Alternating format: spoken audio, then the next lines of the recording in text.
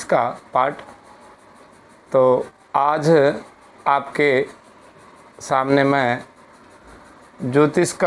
फलित ज्योतिष का पाठ लेकर आया हूँ। आज कल मैंने आप लोगों को यह बताया था कि ज्योतिष क्या है। तो यह देखिए, जो ब्रह्मांड में जितने प्रकार के भी, यह पूरी जो ब्रह्मांड, आपने अर्थ का एक आकृति देखी होगी। तो पृथ्वी, हम लोग पृथ्वी पर रहने वाले जीव हैं। पृथ्वी पर जिस प्रकार की घटनाएं आदि जितने भी इस खगोलीय घटना हैं, उन सभी को हम इस ज्योतिष के माध्यम से ग्रहण करते हैं। और हमारा आप जितने भी पाठ देख रहे हैं, पाठक लोग देख रहे हैं, हम में जितनी सामर्थ्य है हम कोशिश करेंगे आपको समझाने की। और कोई ज़्यादा इस प्रकार के भी नहीं समझें कि हर एक कोई समझ नहीं सकता है। तो ऐसा नहीं है, हर एक कोई इसकी जानकारी ले सकते हैं, हर एक कोई समझ सकते हैं। और पढ़ने वाले बच्चे भी, उन्हें जल्दी समझ में आएगी बातें। तो कल मैंने बताया था, हमेशा ज्योतिष को बताया है हमारे ऋषि मुनियों ने, पराशर जी ने भी बोला है कि इसे शांत स्वभाव से ही इसे ग्रहण किया जा सकता है। तो जब पाठ पढ़ रहे हों तो आप लोग शांत मन से पढ़ाई करें, देखें और समझें। तो आज आपके सामने इस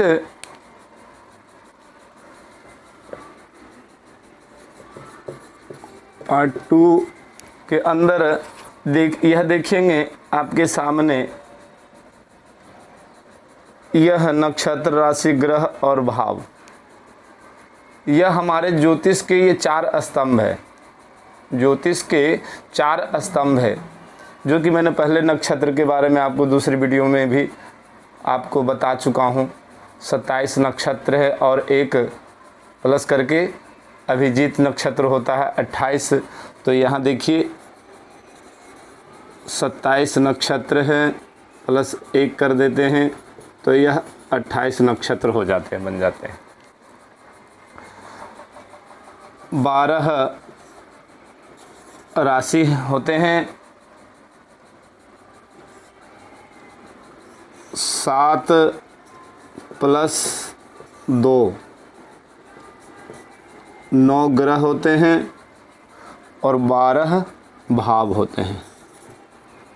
12, अगर किसी प्रकार की सुनने में या लिखने में अगर कहीं मिस्टेक हो रही हो तो हमें आप बताएं, हम कोशिश करेंगे। अगर समझ में नहीं आ रही हो तो यह जो 4 चीज़ें लिखी हुई है आपके सामने, नक्षत्र, राशि, ग्रह और भाव, इन्हीं पर पूर्ण हमें फलित ज्योतिष आदि सभी चीज़ के बारे में हमें पता चलने वाला है।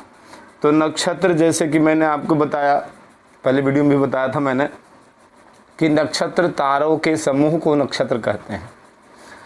अब उन, जैसे कि अश्वनी, भरणी आदि जितने भी हैं, अश्वनी, तो जो भी हमें तारा मंडल में यानी आकाश में जिस प्रकार के भी हमारे ऋषि मुनियों को दिखा, उनकी छाया चित्र दिखी, उसी प्रकार के उन्हें नाम दे दिया गया है।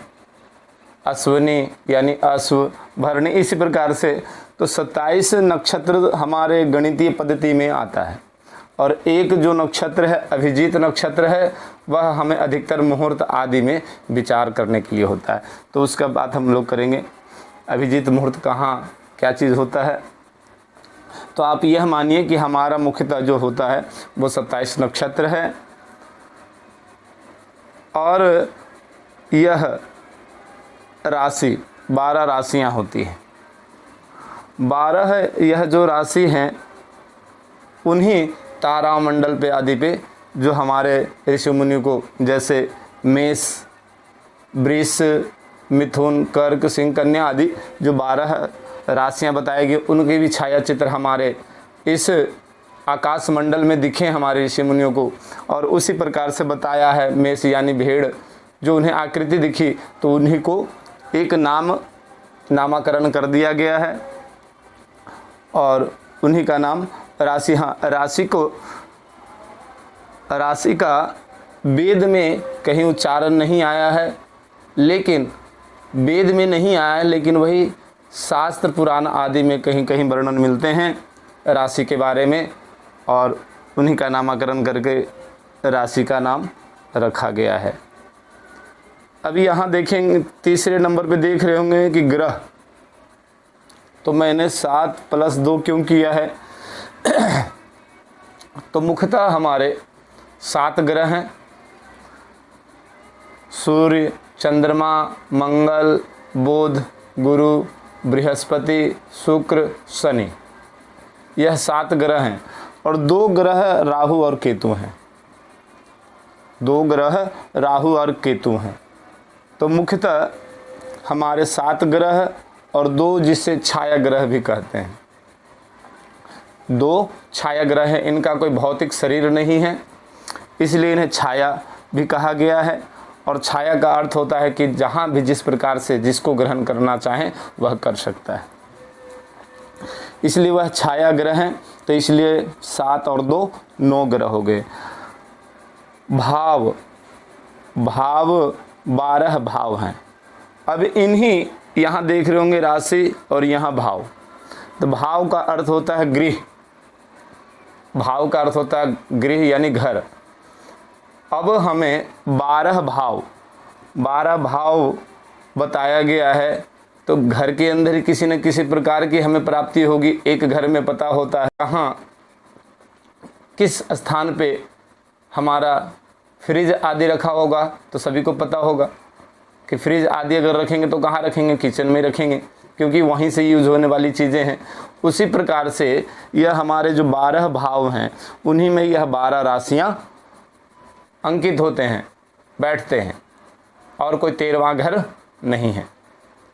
इसलिए हर एक भाव के अंदर हमें पता जानकारी होगी इन राशियों के अनुसार कि कौन कौन से राशि में कौन कौन से ये नवोग्रह बैठे हुए हैं, जिससे हमें फल की प्राप्ति होगी, अशुभ हो या शुभ फल हो। तो आज हम ये समझेंगे कि हम, आप लोग भरसक कोशिश कीजिएगा कि यह अगर नोट करते हैं नोट कर लीजिए, या समझ रहे हैं तो समझिए। नक्षत्र समझेंगे एक ब्रह्मांड के अनुसार, तो यह मान लीजिए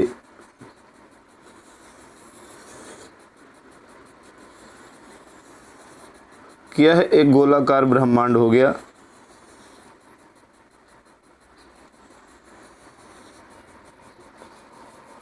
यह गोलाकार ब्रह्मांड हो गया,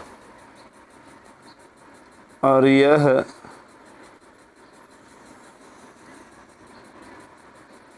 हमारा यह अर्थ हो गया, यानी पृथ्वी, यह पृथ्वी हो गया।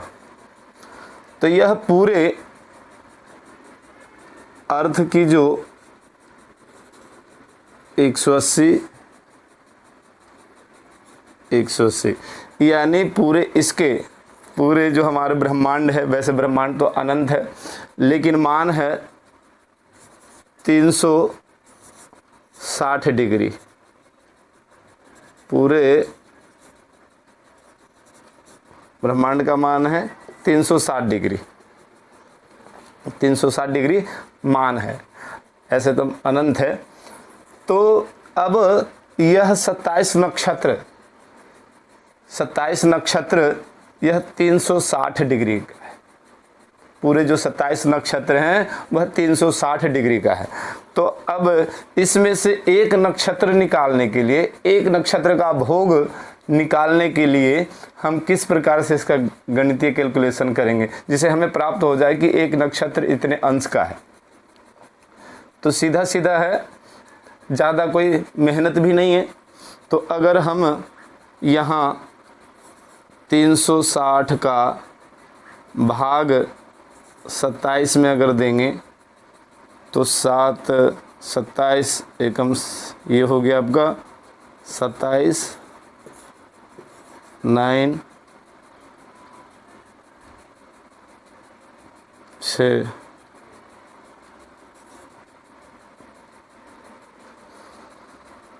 27 कम 27 16 9 7 16 और अभी यहाँ अगर 3 का भाग दे रहे हैं तो 7 21 और 21 और 3 6 2 8 यानी 9।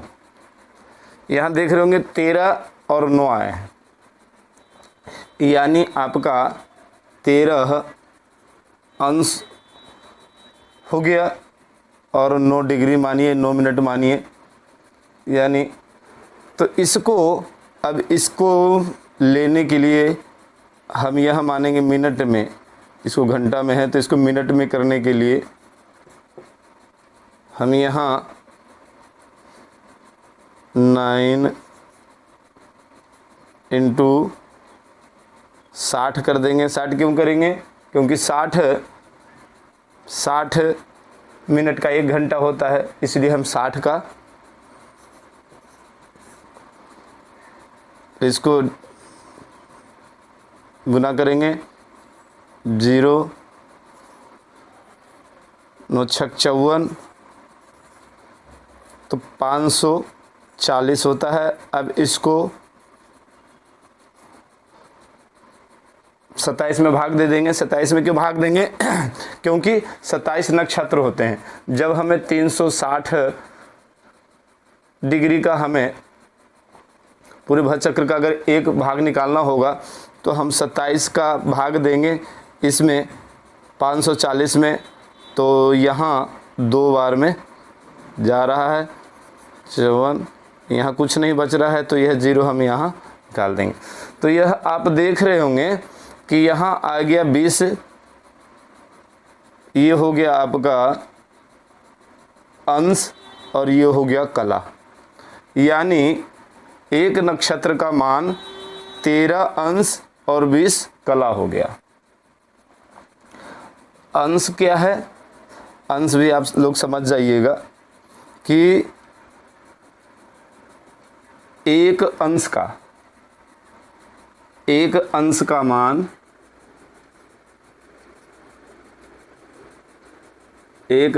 मान होता है 60 और कला अंश और आपका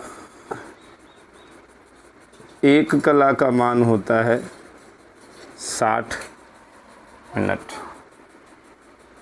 कला ये मिनट हो गए और ये अंश हो गया। अंश, कला और सेकेंड का अगर बात करेंगे तो उसे हम लोग विकला बोलेंगे, विकला। तो आप यह मानिए कि एक नक्षत्र का मान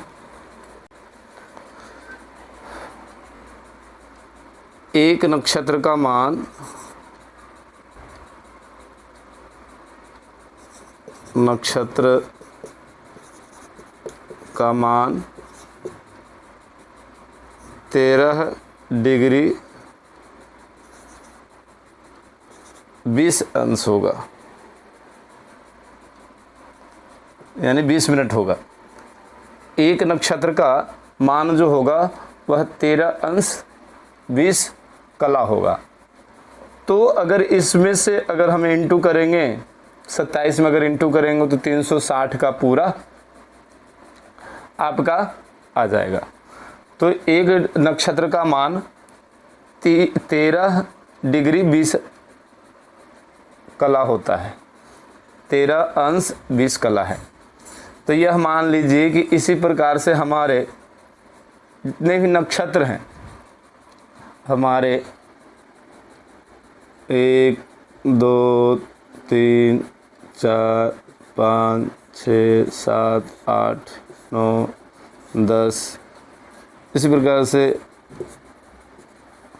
यह जैसे ही पूरे भव चक्र होता है, जब हमारा चंद्रमा या कोई भी ग्रह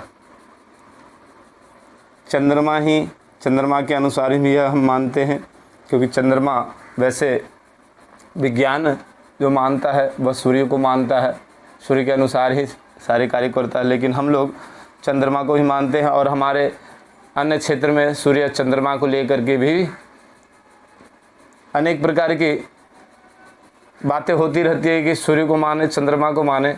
तो हमारे जो ऋषि मुनि आदि थे वो चंद्रमा को भी मानते हैं, चंद्रमा से अधिक प्राप्ति होती है। तो ये आप ये मानिए कि एक नक्षत्र का मान 13 अंश 20 कला है। तो अब यहाँ इसी प्रकार से जब नक्षत्र पूर्ण होती है तब पूरे 360 डिग्री का यह एक महीना, जब चंद्रमा यहाँ से पुनः पूर्ण इस अर्थ की परिक्रमा करता है, यह पृथ्वी मानिए, पृथ्वी अगर पूर्ण परिक्रमा होती है तो एक मास पूर्ण होता है, जिसमें हमारा कृष्ण पक्ष और शुक्ल पक्ष भी आती है। कृष्ण पक्ष हम लोग समझेंगे, यह आप लोग समझ जाइए कि एक नक्षत्र का मान 13 अंश 20 डिग्री है, यह आप लोग समझ जाइए। यहाँ आप लोग को समझने में आसानी होगी। 13 अंश 20 कला का एक नक्षत्र है। अब इसमें आप लोगों को यह नक्षत्र के बारे में, जैसे मैंने कि बताया आपको, 27 नक्षत्र ही हमारे गणित में मान्य होता है। कैलकुलेशन के लिए, गणित पद्धति के लिए 27 नक्षत्र आते हैं। तो अब यह जिस प्रकार से मानेंगे कि यह हमारा एक अश्विनी नक्षत्र हो गया, अश्विनी नक्षत्र, यह हमारा नक्षत्र है 13 अंश 20 कला का। अब अगला नक्षत्र दूसरा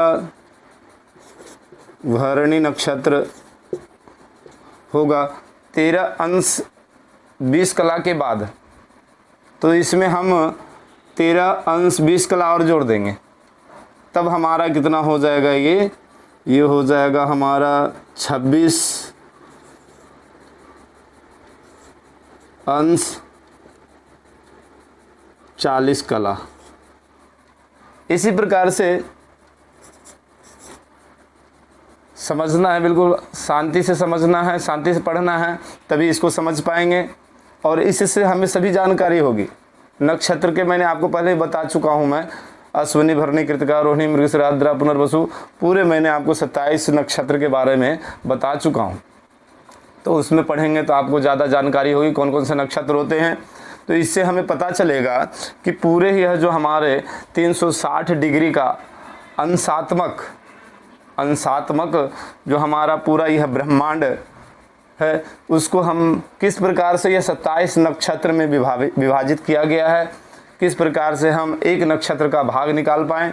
इसलिए मैं आपको थोड़ा 2-4 समझा रहा हूँ कि शायद इसमें समझने में आसानी हो। वहीं हम कृतिका का लेंगे, कृतिका नक्षत्र का यह भोग कब तक होगा, इससे आप लोगों को यह भी जानकारी होगी कि जब यह 13 अंश 20 कला जब अश्विनी नक्षत्र के अंदर जब किसी बच्चे का नामकरण आदि करने का समय आए, तो स्वयं भी आप प्राप्त कर सकते हैं कि वह कौन से चरण में जन्म लिया है, तो वह भी आप एक प्रकार से निकाल पाएंगे। तो कृतिका नक्षत्र जब हम इसमें 13 अंश जोड़ेंगे और 20 कला जोड़ेंगे, जब हमें इसका जानकारी लेंगे, तो यहाँ आप वैसे भी देख सकते हैं, वैसे भी जोड़ करके देखिए। अब इसमें 13 जोड़ेंगे,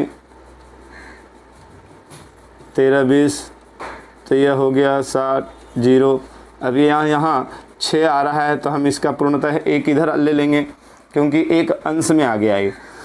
तो यह हमें 6 3 9 1 10 3 1 4, यह 4 40, यह 40 अंश हो गया पूर्णतः। हाँ, अगर किसी प्रकार से अगर हमें गलती हो रहा हो तो आप लोग बता सकते हैं, क्योंकि ये गणित है, शायद हमसे भी गलती होगी गलती। चौथा हमारा रोहिणी नक्षत्र, जिसे हम 13 अंश 20 कला अगर जोड़ देंगे तो 13 इसमें हो गया, 53 अंश और 20 कला। इसी प्रकार से आपको हर एक नक्षत्र का अगर भाग निकालिएगा तो इसी प्रकार से आपको 27 नक्षत्र का भाग प्राप्त हो जाएगा। तो अब हम लोग इससे आप लोग समझ लिए होंगे कि एक नक्षत्र का मान 13 अंश 20 कला होता है। कला यानी मिनट भी बोल सकते हैं। और इसका जब आप लोग पढ़िएगा समझिएगा तो वैसे भी समझ में आ जाएगी बातें, कोई ज़्यादा मेहनत वाली भी गणित नहीं है जिसको नहीं समझ पाए। तो आज आप लोगों के सामने यह नक्षत्र का पाठ जो मैंने आपको बताया है। अब हम लोग दूसरा नक्षत्र के बाद हम लोग राशि, तो राशि भी हम लोग आप लोगों को समझाएंगे, क्योंकि उससे अभी सूर्य और चंद्रमा को समझेंगे, जिसकी वजह से हमें आगे परेशानियां नहीं होगी, क्योंकि चंद्रमा के अनुसार ही हमारे यह जो देख रहे होंगे आप, यह जितने भी ग्रह हैं, सूर्य, मंगल, गुरु, बृहस्पति, शुक्र, शनि, इन सभी नक्षत्रों पर नक्षत्र का ही खंड जब वह राशि यानी भाव, कौन कौन से भाव में कौन कौन से नक्षत्र हैं, कौन कौन से ग्रह हैं, जब इन्हें आप समझ जाइएगा तो आगे आपको समझने में परेशानी नहीं होगी।